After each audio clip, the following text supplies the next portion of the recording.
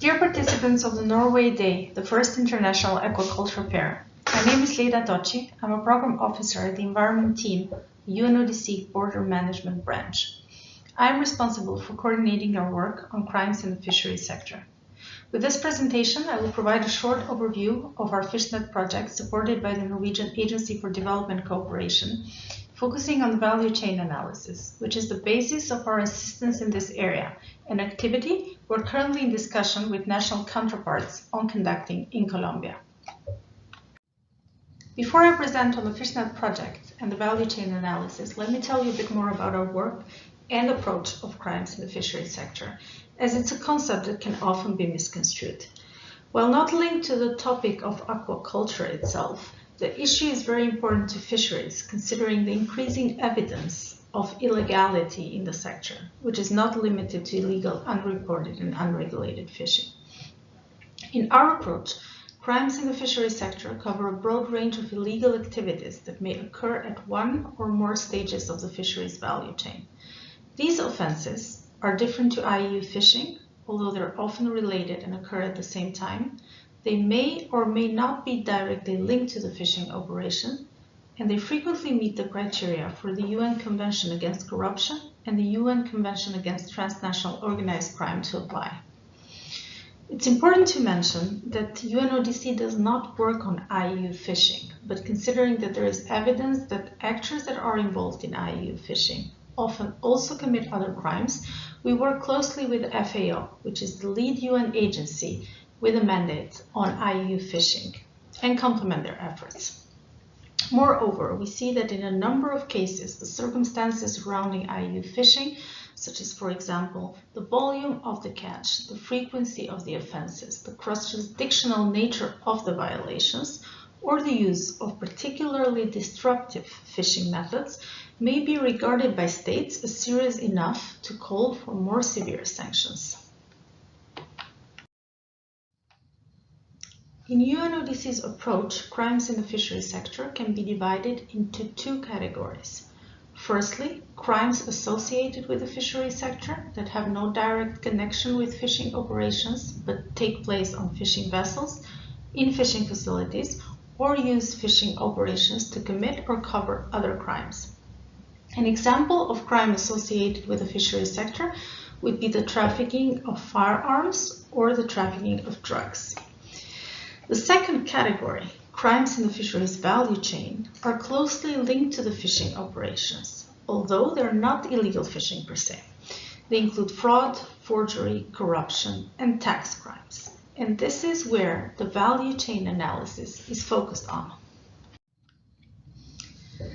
Let me now briefly present on the UNODC Fishness project, which is implemented by the UNODC Environment Team and the UNODC Container Control Program with the financial support of NORAD. The project started in 2016, and since then it has achieved progress in increasing the awareness of member states on crimes in the fishery sector and also in supporting them to build their capacity to address these crimes. This has been achieved through the development of a strong partnership with FAO, as well as countries that are in the forefront of this issue globally, such as Norway and Indonesia. Based on the approach that I presented to you earlier, our program provides technical assistance to developing countries to address crimes in the fisheries sector. Our work is global. It's currently in Southeast Asia, Pacific, Africa, and Latin America. And as you see on the screen, it is focused on three areas.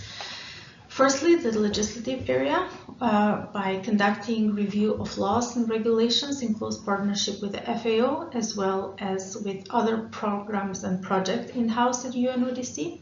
The development of a legislative guide, which is currently in process in a close partnership with the FAO. On capacity building, in collaboration again with the UNODC Corruption and Economic Crime Branch, we conduct corruption risk assessment and support the implementation of mitigation measures identified by these corruption risk assessments.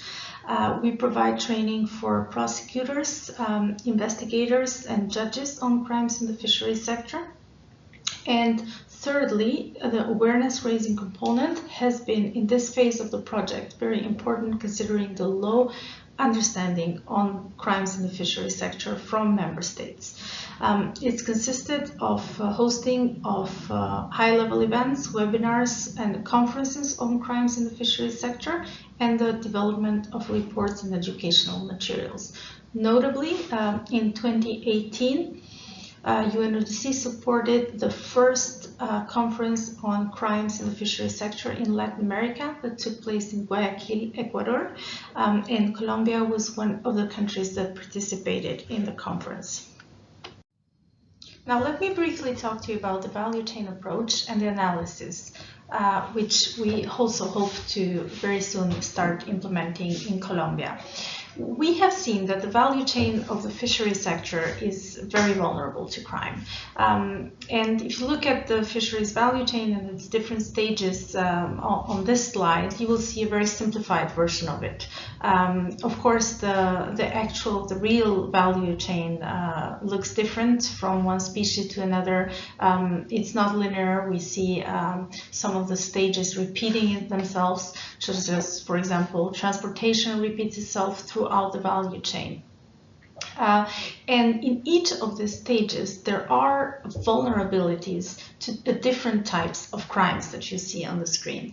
Adopting a value chain approach and analyzing the fisheries value chain serves a twofold purpose. Firstly, it allows for the identification of numerous points along the chain at which different types of criminal offenses typically occur. And secondly, it allows for the highlighting of potential entry points for law enforcement interventions in identifying, investigating, and prosecuting crime throughout the sector. The value chain analysis is the starting point for identifying needs of specific countries to address crimes in the fisheries sector, for example, through corruption risk assessments based on the UNODC Rotten Fish Guide. Practically, the stages of the analysis include first, a desk review of the different stages of the fisheries value chain, the key agencies engaged in each of the stages and their specific role. Secondly, consultations with these key agencies to discuss their roles and to identify potential vulnerabilities in the value chain to crime. And thirdly, we conduct one or two multi-agency workshops to validate the findings of the desk review and the consultations. And these workshops also provide a platform to discuss possible ways in which these vulnerabilities can be reduced and minimized. They also provide an opportunity for enhanced interagency cooperation in this area. UNODC, in the end, produces a report summarizing the stages, the key agencies, the roles, the vulnerabilities, and ways in which to reduce these vulnerabilities. And this is the report that is then used for further, more targeted technical assistance. With regards to Colombia, as I mentioned earlier, we're in discussion with the counterparts and have proposed the value chain analysis. In next meetings, we hope to be able to provide more information and hopefully a more concrete timeline of the implementation of the value chain analysis. With that, I would like to conclude my presentation. Thanks again to the organizers for providing the opportunity to present the Fishness project and the planned work in Colombia. Should you have any questions regarding UNODC's work in this area or the activity in Colombia, please feel free to reach out to me. Please also visit our website as it contains some of the key resource materials on the subject. I wish you all a successful continuation of the event. Thank you for your attention.